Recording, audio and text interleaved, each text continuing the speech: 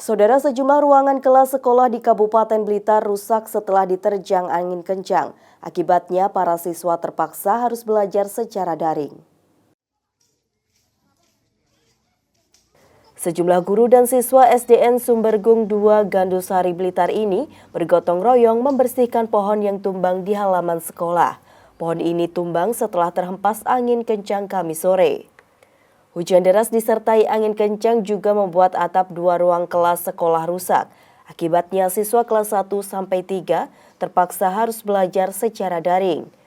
Selain bangunan ruang kelas dan atap kantin sekolah, angin kencang juga memporak-porandakan 71 rumah warga. Sebagian besar atap rumah warga rusak akibat peristiwa itu. Angin puting beliung itu, jadi beliau waktu ada di dalam situ, kapnya itu terbang, esbes terbang, kemudian ternyata meteran listrik itu juga ikut.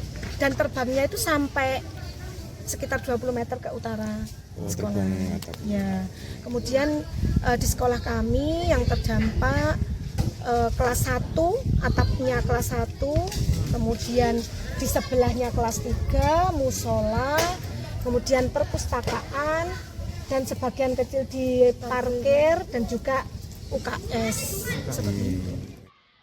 Sementara itu, BPBD Kabupaten Blitar masih melakukan monitoring dan pendataan terkait kerusakan bangunan yang diakibatkan angin kencang itu. Tim Liputan Kompas TV Blitar, Jawa Timur.